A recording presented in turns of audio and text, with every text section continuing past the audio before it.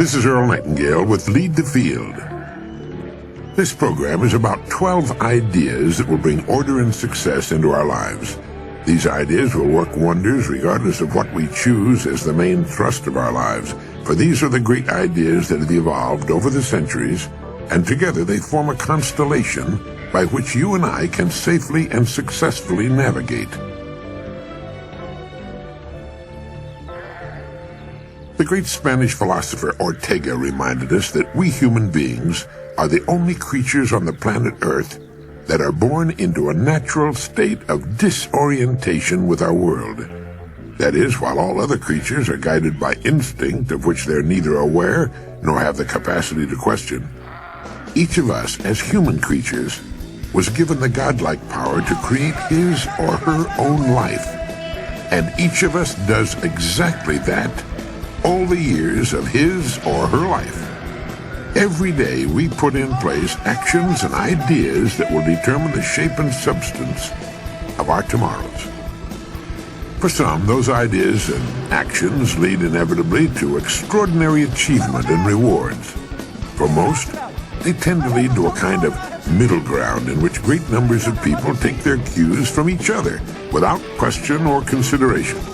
And for some, those actions and ideas lead to repeated frustration and problems as they spend their lives in the bottom layers of the socio-economic pyramid. Success or failure as a human being is not a matter of luck or circumstance or fate or the breaks or who you know or any of the other tiresome old myths and cliches by which the ignorant tend to excuse themselves. It's a matter of following a common sense paradigm of rules, guidelines anyone can follow.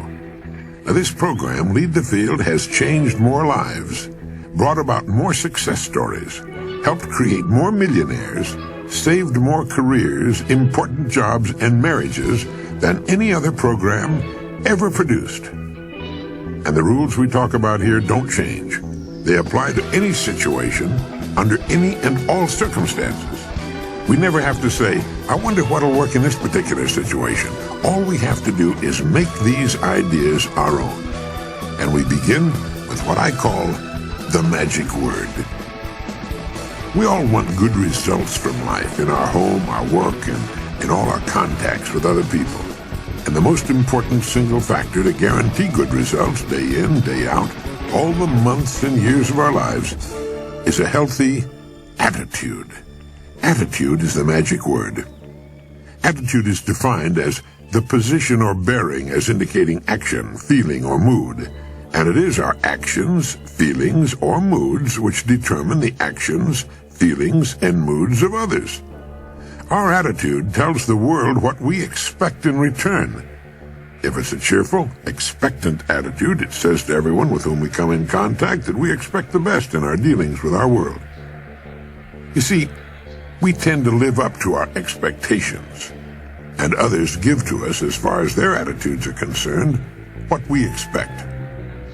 Our attitude is something we can control. We can establish our attitude each morning when we start our day. In fact, we do just that whether we realize it or not. And the people in our family, all the people in our world, will reflect back to us the attitude we present to them. It is then our attitude toward life which determines life's attitude toward us. Cause and effect. Everything we say or do will cause a corresponding effect. If we're cheerful, glad to be experiencing this miracle of life, others will reflect that good cheer back to us. We are the kind of person others enjoy being around.